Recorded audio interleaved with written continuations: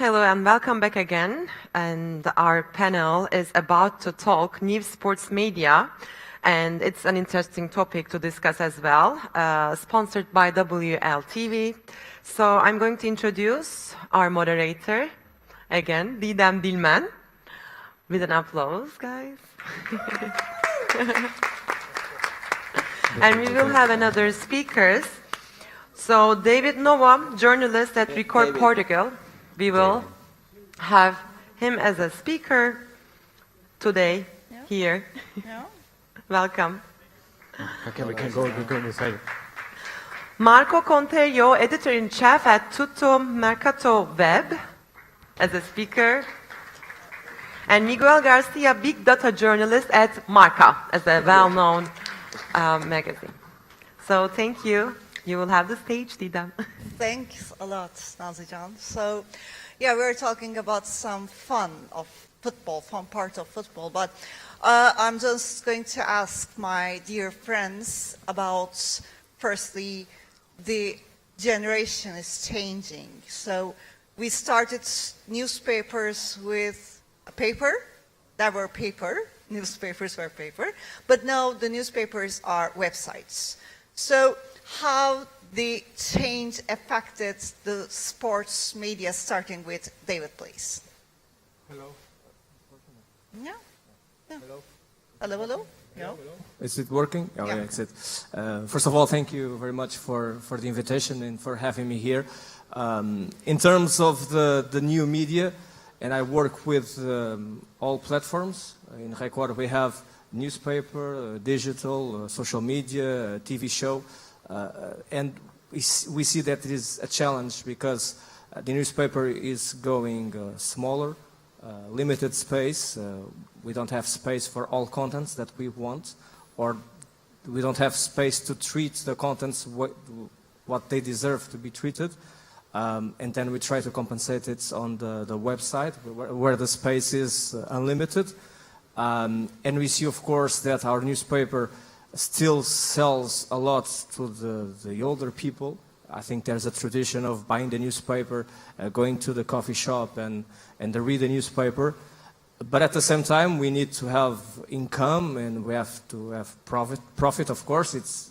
It's a business also, and as a business, it has to sell.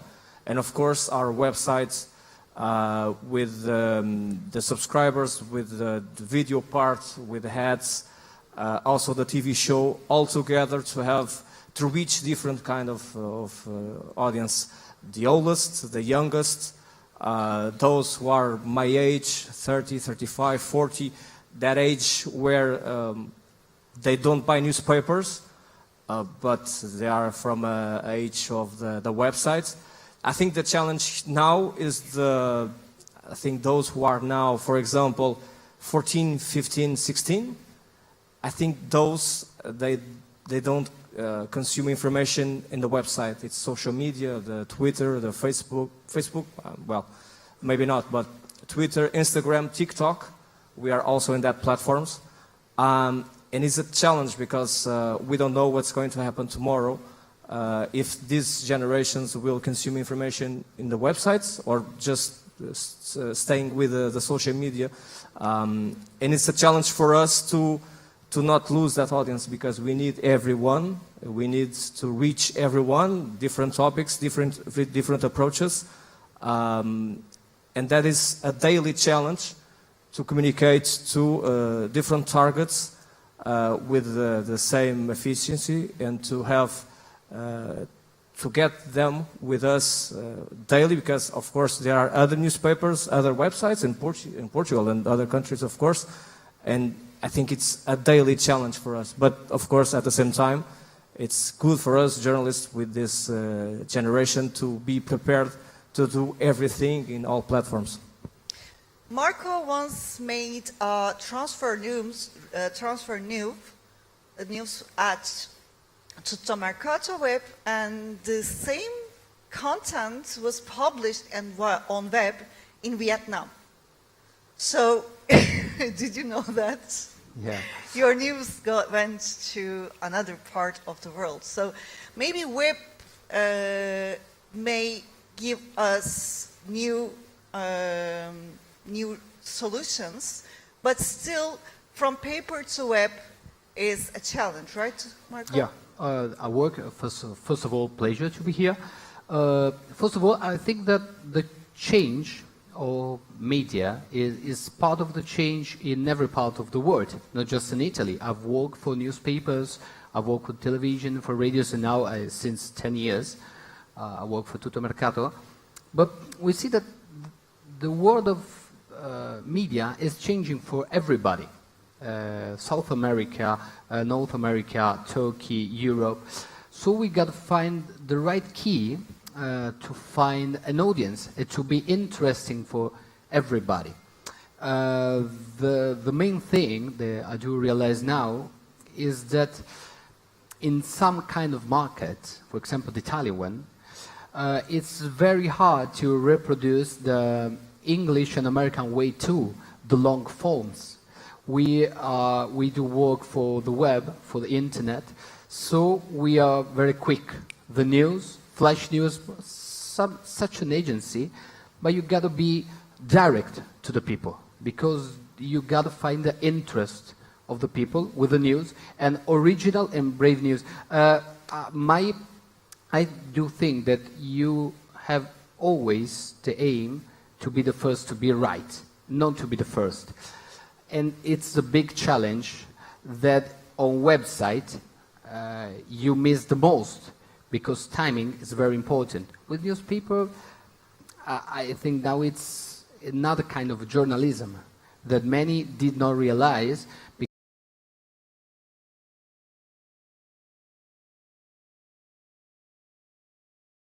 Old, because during the night something happened. That's it. So half of the world is reading Marca. I'm not exaggerating, you know. And in case of taking the audiences to a news might be the most challenge for the Marca, right? Yeah, well, first of all, thank you for the invitation to the Winter League and Comparisinator. I'm glad to be here, and sorry for my English. First of all. Then, well, in Marca, we are trying to focus on the new audience, okay? But the real problem is that we have a huge old audience, okay? And these people read the newspaper and record the newspaper is going down, and well, we are focused on that people to bring to our website. 18% of our audience is on the mobile, so online. And well, it's hard to convince this audience to go to our website, but I think we are working very well, and we are we have a lot of confidence that in our close future these people come to our website. Yeah, absolutely. So I'm going to start with Marco in my second question, because this time we're talking about the social media. Yep. So social media changed everything, because you are talking to people, giving them a news and reacting in a minute. So Marco, how did social media affected the sports journalism?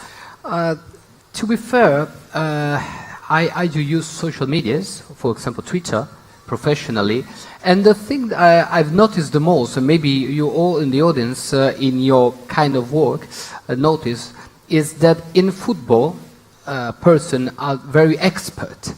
So you can miss a single thing in what you write, because if you write the 90% of the truth, you will find the guy, a 16-year-old boy from a small village in the northern Italy, they will say, no, You missed the 10%. So they teach us we have to improve for readers, because football is for expert readers.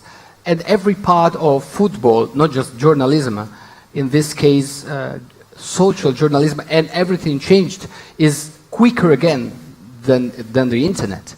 Because if newspapers, you can sit down and read it. For the internet, maybe someone is reading now a website to see what's going on, or maybe is doing quicker again on social media. So is there three different kinds of approach to news and then to fans? Yeah.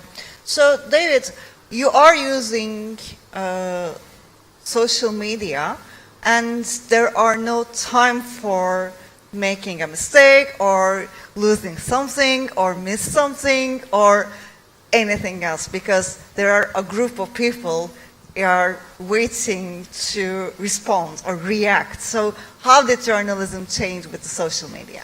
Yes, like Marco said, we are dealing with people that know, or at least they think they know. But we have to respect them, because of course if people treat us with respect, which doesn't happen often in social media, but when the critics is with respect, of course I'm glad to answer and try to explain what happened if I miss something. Also with transfer news, I think it's more people are really in top of us because of the transfer market. But even other topics, I think that social media bring us, of course, it make us, or at least we have to do it because of the profession. We have to be professional. We have to do our best. But of course, we make mistakes. No one forgives in social media. But I think that we should be balanced. We have to hear them, but not to give too much credit. Yep. Because if you do your work just based on the critics or on the compliments, I think that's not the way, because too much good things will make you maybe not too focused, and the critics can put you down. And of course, if you are in that, if you are a journalist and you are doing your job, it's because you are good, you have quality. I think to be balanced is the key. I try to be balanced in everything in my life, also in my work. So I try to be balanced. Sometimes it's difficult when people don't understand.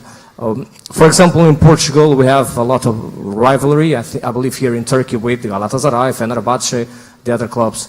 And it's difficult to explain to some of the audience why you're doing an article about Benfica and not Sporting at that time.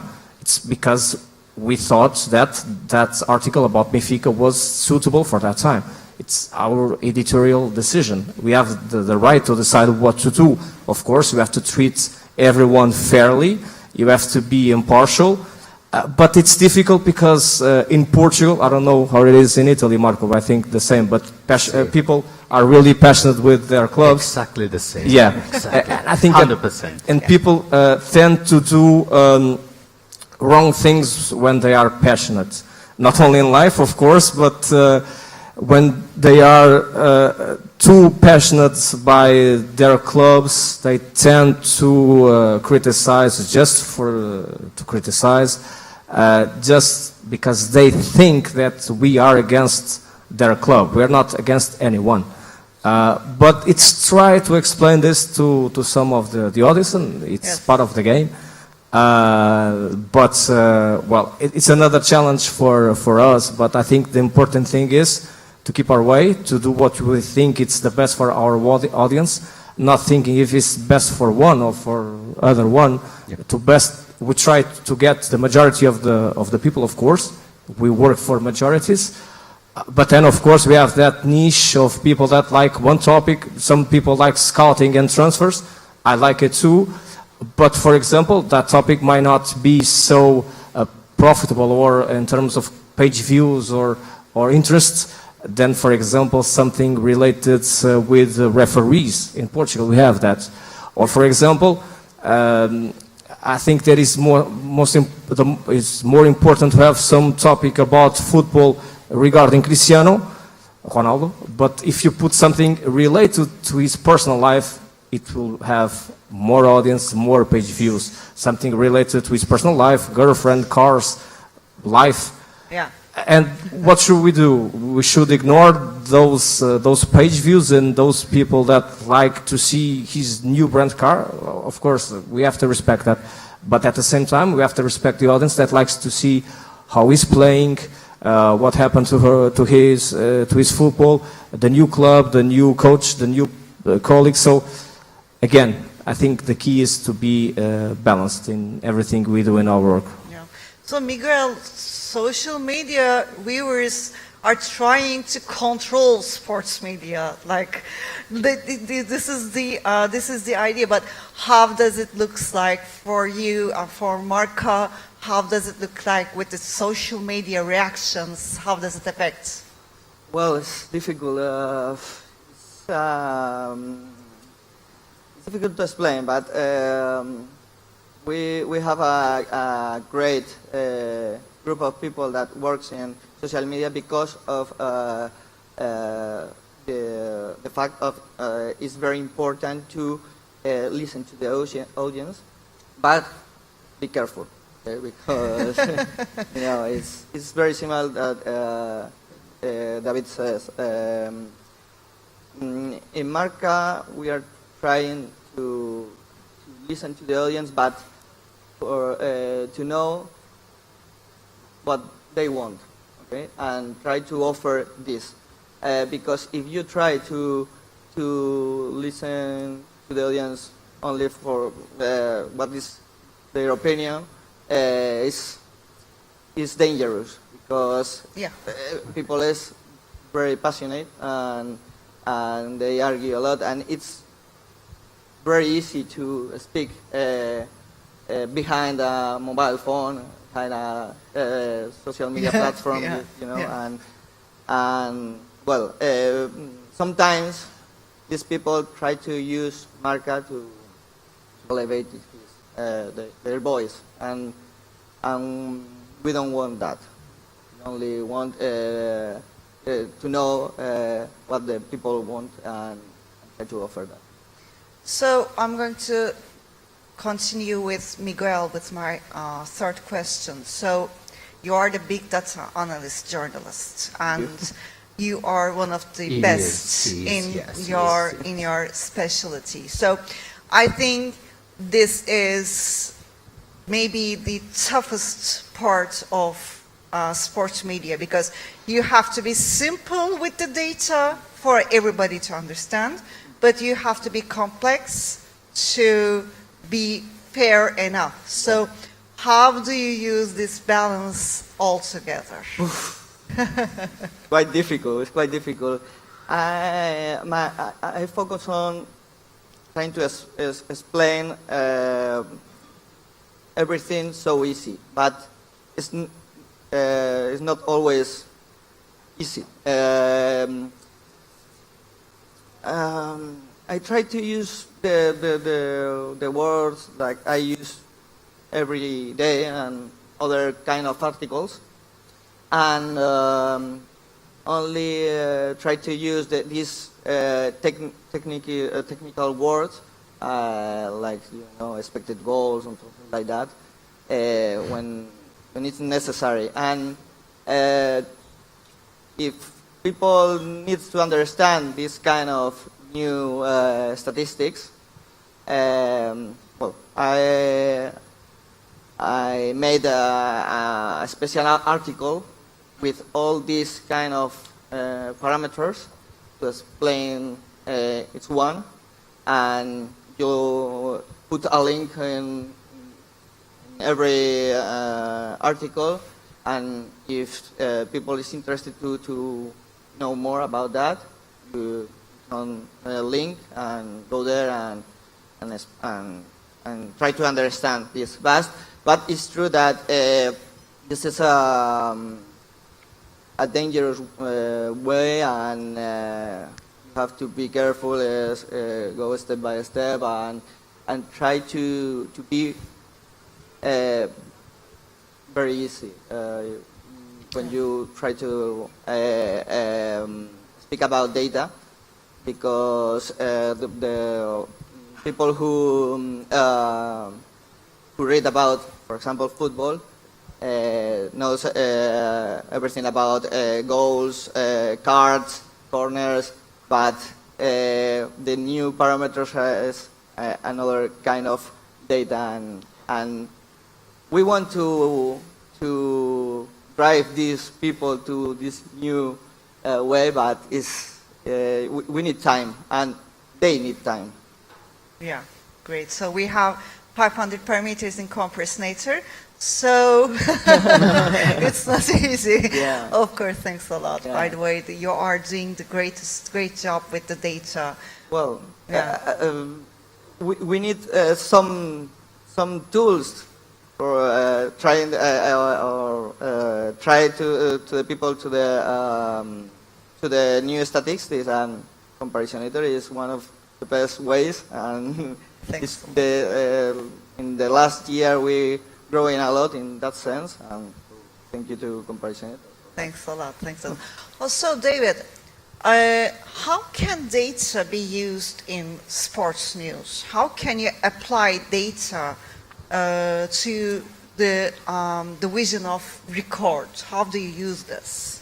I will give you some examples of what we have done with the comparisinator. For example, the first article we did was about a player that was linked with Benfica, one of the top clubs in Portugal, and it was a player from Norway playing in Holland. So of course, I think that people know that we cannot know all players. It's impossible to know everything about a player. We have to have time to sleep and eat, so you cannot see all matches in football.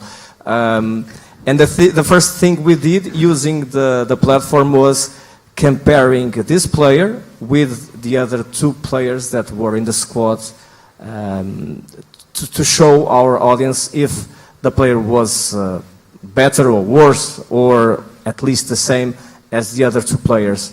That first article was very good in terms of page views and visits to the website, because first of all, because it's a different content, and I think it's important to give different things to our audience, especially those that our competitors don't have, first of all.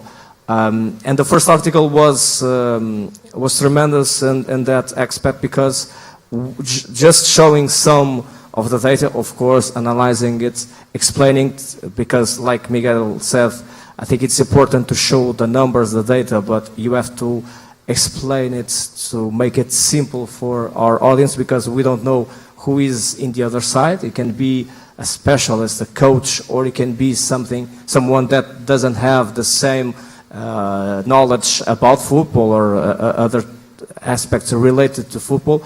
So since we don't know who is in the other side, we have to be simple to explain our work. That was the first article. We made others, especially those kind of articles when a player, during the transfer market, when a player is linked with a Portuguese club.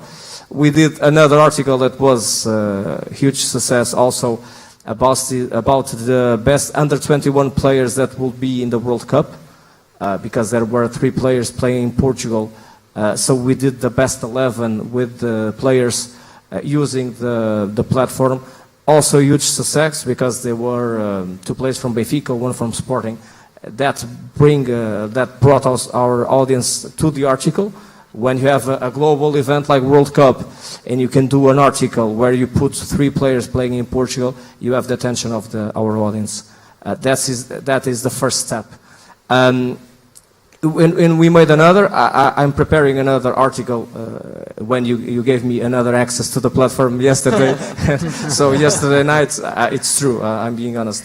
I was searching a little bit more about the platform and seeing some stats and data about Enzo Fernandez. I think that even here in Turkey, everyone knows about him. He's been talked with the Premier League clubs. Is it? Yeah, you can put it on Twitter. It's been linked with Chelsea and other clubs, and it's a player that we know it's going to leave Portugal in January or in the summer. So my next article will be the players, the similar players. I think that's one of the best assets of the tool to have the similar players to Enzo Fernandez, because I think that will be an article that, for example, Benfica fans will love to see who can be the next Enzo Fernandez, and if, for example, Benfica will sign the next Enzo Fernandez or a player similar to him. So those type of articles, like I said, are different, and they catch the attention of our audience, and that's why we use it, because it's different from our competitors, and if you can make the difference, having different articles, I think that's the right way. So Marco, transfer is the most rating news content in sports media, because everybody wants to know who is going to be our next, for example, striker or everything else. So with the transfer news and using the data, how can you improve your ideas of a player, and how can you use this information to your audiences? Let me tell the David's told part of my... no, just kidding. No, the part that is said on similar players, it's very true. It's a tool that on Comparisinator I find more than useful. I see colleagues from the press, I see colleagues from every part of the world, but I think that everyone is fan of a club, or kind of. And I say yesterday I was speaking with Miguel that with transfer we sell not just news but dreams. When you, the key of transfer news is that you never lose, because you dream something better. Even if you have won, you dream a big striker to win again. If you're relegated, you dream players to grow, to go back. So how data can be important for it? For example, we as journalists, we got to be simple for our audience, because as Miguel said, they're not expert as me, as everyone, we're starting with it. So his vocabulary, his links will be very useful. But the similar players, when I see, for example, maybe here there are Fenerbahce fans, I don't know, but when you see Abubakar can go to Fenerbahce, I make an example, or Icardi can go to Galatasaray, the first question that if you don't know the player is, who reminds me, or who reminds me? I usually call an expert by phone, so I have to find an expert, I have to find an agent, I have to find a journalist to, for example, a Portuguese player going in Italy, I have to find a David Novo who helps me to tell who's similar. With Comparisinator, with data, the tool, I can choose many parameters, 600, some of your 600 parameters, to find the similar players. And that's the main question that I make.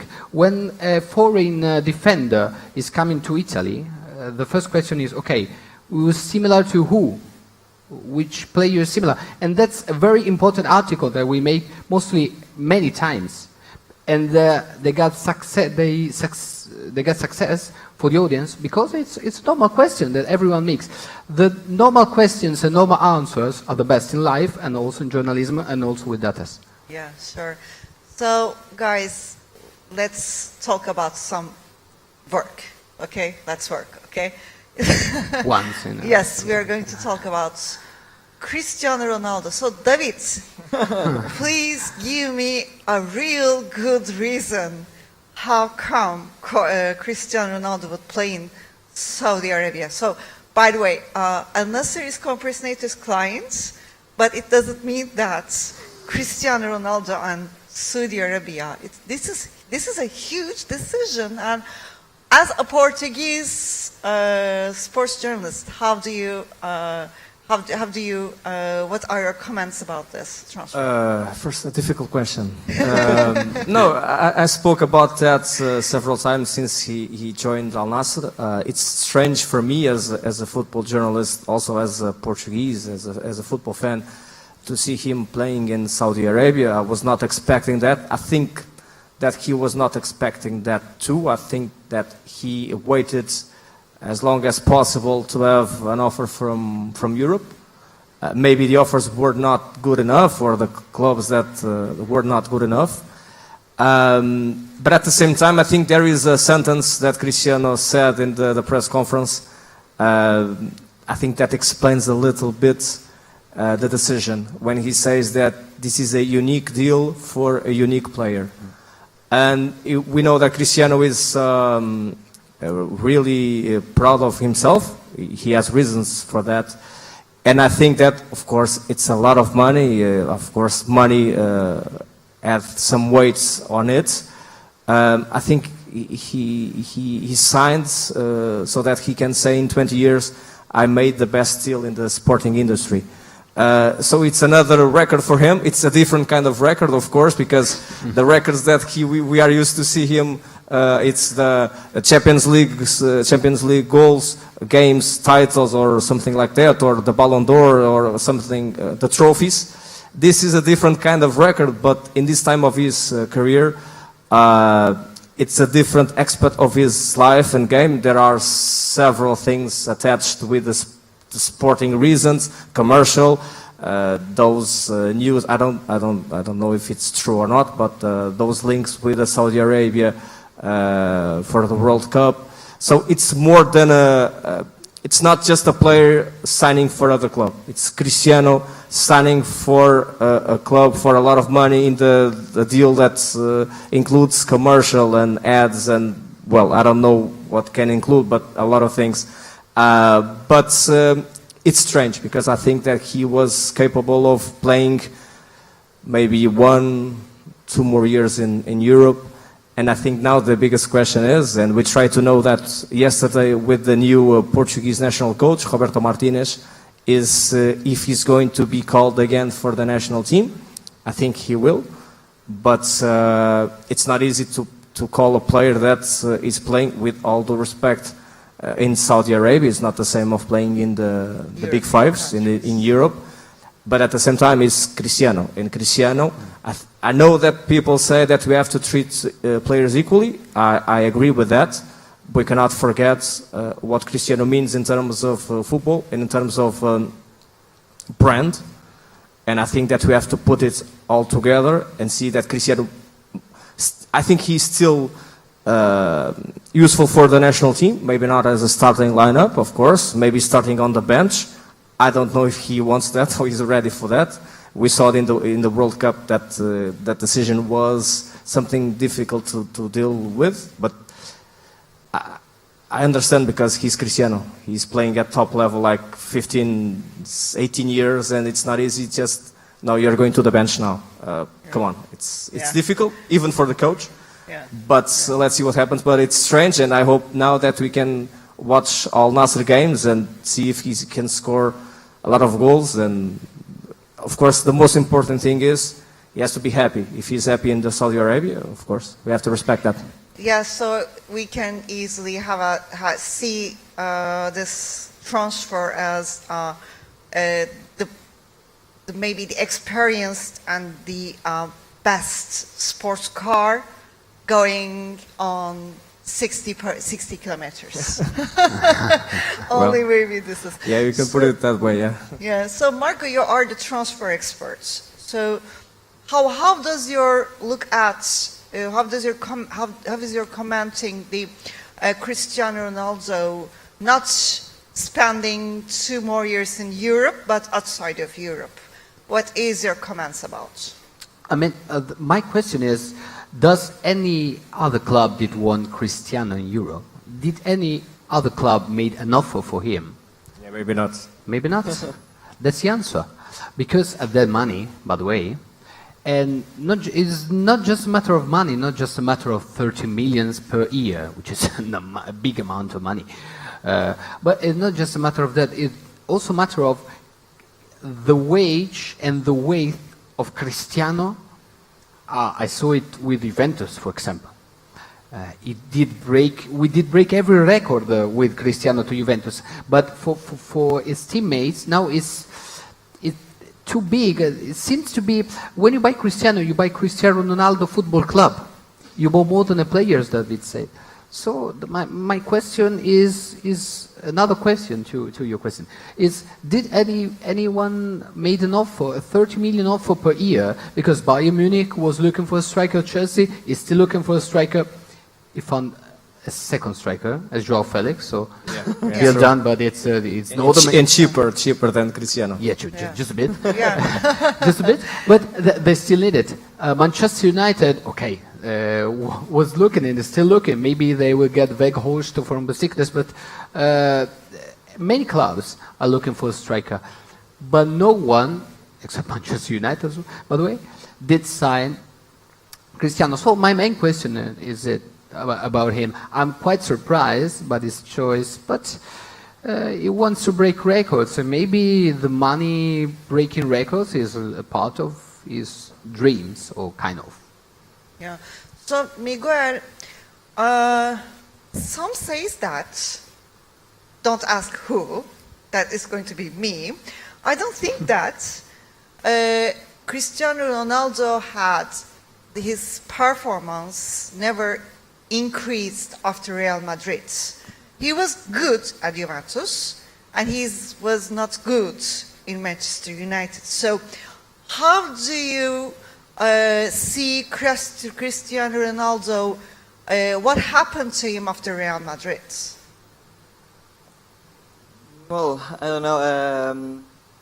In Spain, we always see Cristiano like Cristiano from Real Madrid, no? And it's very hard see him in the go down in his career, but he's 37 years old. The time passed for everyone, and well, but it's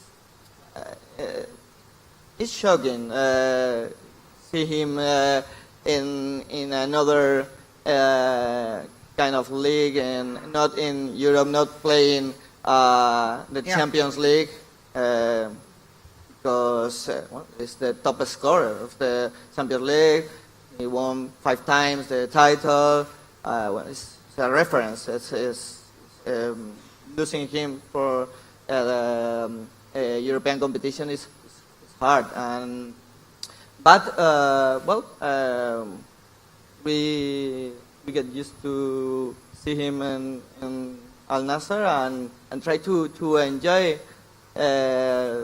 watching his last matches. Then maybe after Al Nassr he ended his career. Yeah. Maybe, I don't know. Yeah. But it's true that it's hard. It's hard to see this new part, but exciting as well. Yeah, by the way, we in Turkey we saw Didier Drogba, and he is one of the best strikers in his generation, and he came from China to Turkey, and then he went to Chelsea back from to the top 5 league. He went back. So sometimes these kinds of steps can be a new start of a new thinking. So seeing Didier Drogba in Turkey, it just gives me a different point of view, Cristiano Ronaldo and Al Nassr. No? No, I mean, it's not a kind of league. Turkish league, it's not one of the top 5, but just... It's growing. Just there, and it's growing. Saudi, with all the respect for the league, is kind of... Okay, it got 2-3 big clubs.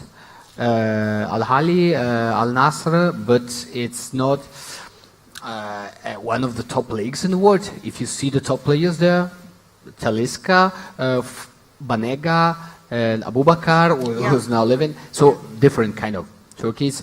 I think, and also in China, many went, okay, for the experience. I know some players who went there, also Italians, but they went there for the project, many money for all of them, also not top players. Drogba, I think it is kind of different story. Cristiano is a unique story. That's true. That's a unique story, unique player, unique pathway. It's everything new, in my humble opinion.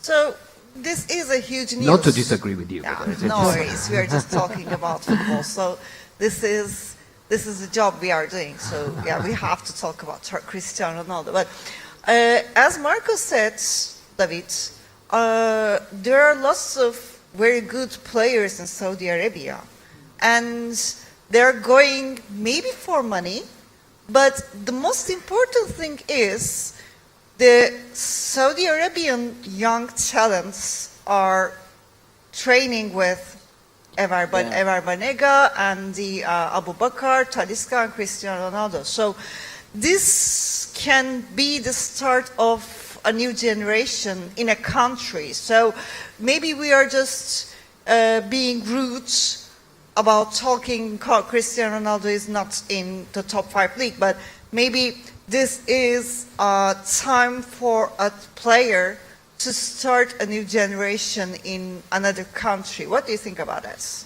I think that both are correct. I think we're not being rude when we say that the football in Saudi Arabia is not the best football in the world. I think we are just being honest because, of course, I don't see the matches all the time, but it's easy to understand it's not at the same level of other leagues.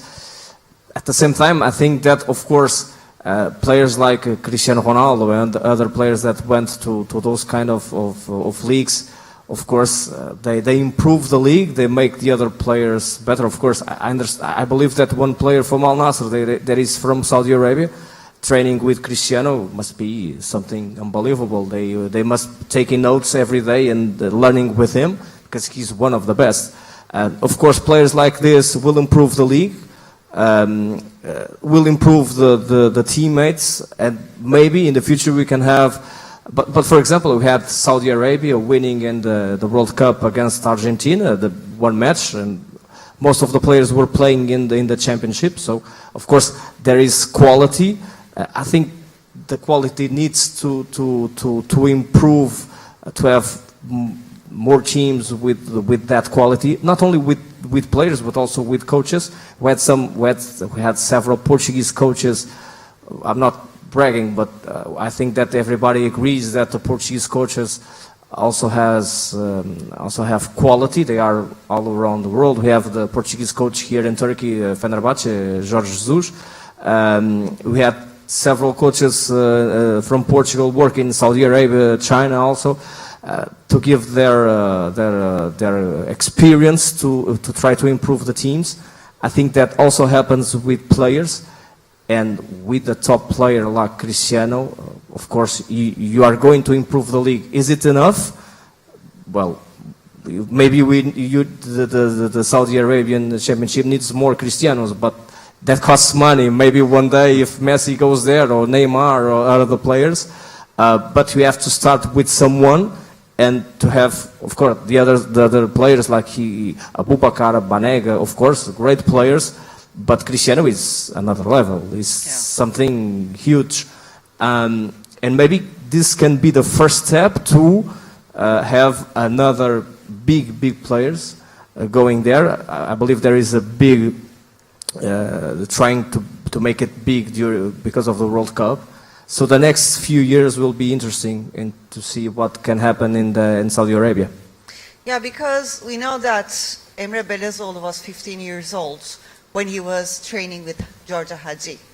So yes, these kind of players would teach so many things in a country's football. So my last question to Miguel, and I will ask you, who is going to be the champion in La Liga? So is Barcelona recovering, and how does it go with He's going to say Real Madrid for sure. Yeah. For sure. No doubt. Just say Wait Barcelona. Just a try minute, to. wait a minute. Be honest. It's a good question.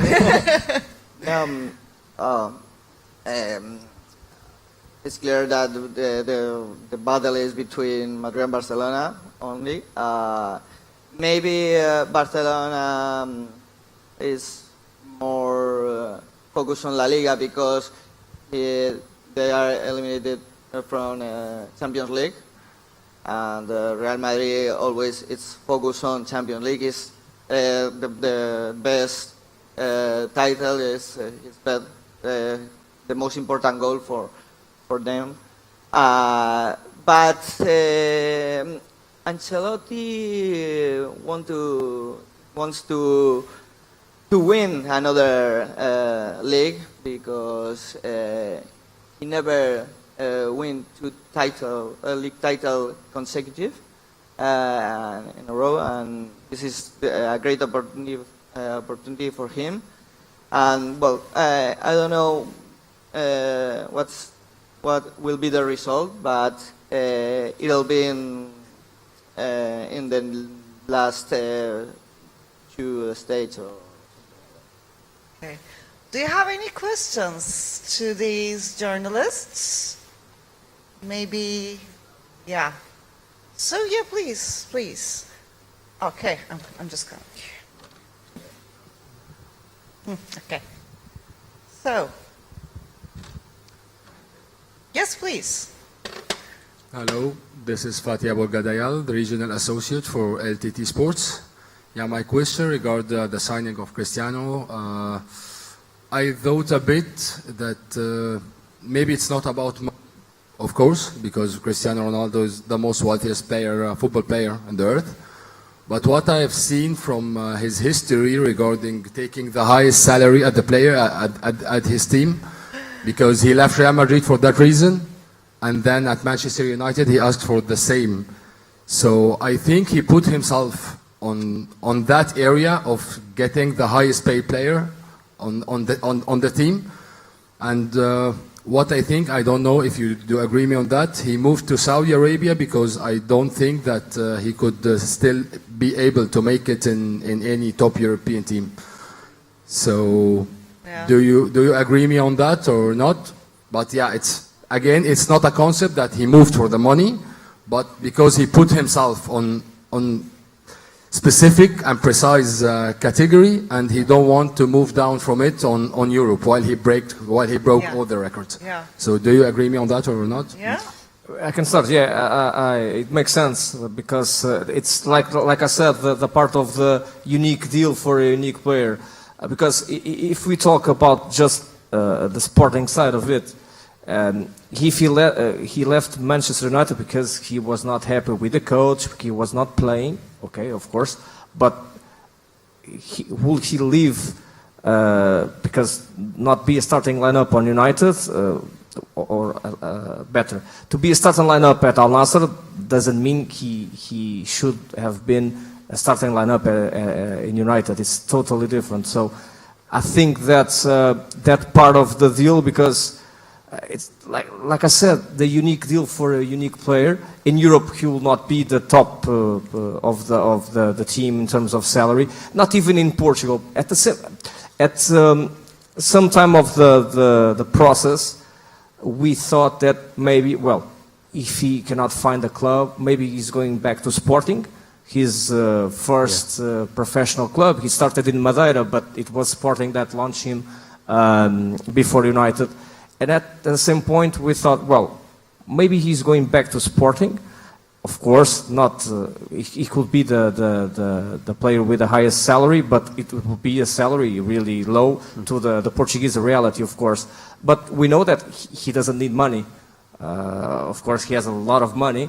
But money matters every time. Well, yes, true. But this move to Saudi Arabia, it's money, of course. I agree with you, but it's ego. It's ego. We know that, and we have, like I said, it's his way of living, the way he talks about himself. I'm the best.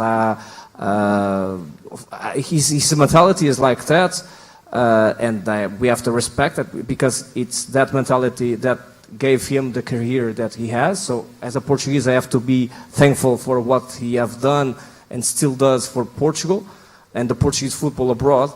And I think it's for him, it's like hero, well, I'm not the player with the highest salary in Europe because nobody wants to pay me that, well, I'll go to Saudi Arabia, and then there they will pay me that. Maybe and you want to be felt as the top star. And maybe Yes. he did not realize that it can be felt. It was not happening at United now. Yeah, it's just a matter of money. So he want to be felt as a star. As in Europe, it can't happen anymore. The point is, I'll be quick. The funny fact is that we're talking about the main point of this discussion, and the question was, on a 37 player went to Saudi Arabia. So it's funny that Cristiano is still a key point anyway in the discussion. Also in Italy, in Spain, by the way.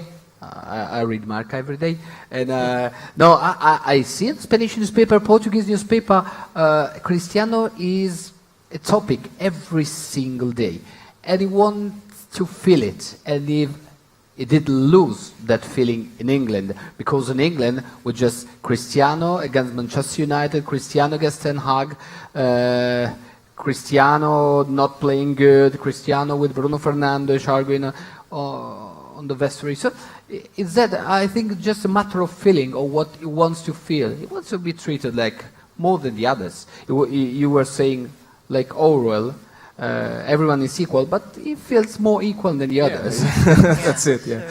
Sure. So Miguel, Marca was the first sports channel that gave the Al Nassr Cristiano Ronaldo transfer. So congratulations, by the way.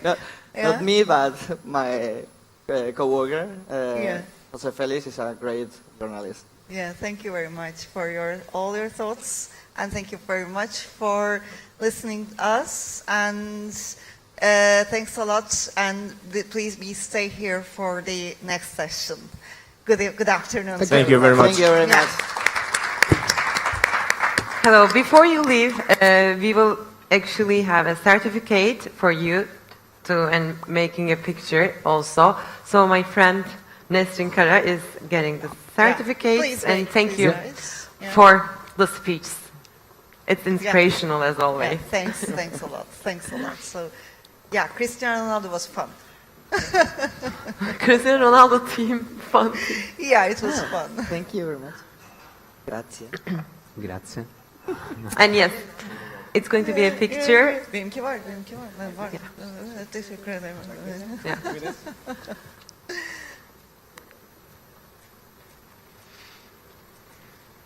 Thank you very much. And We will be, in 10 minutes, the next and last panel called Content Protection in Sports, and moderator is Erkut Öztürk.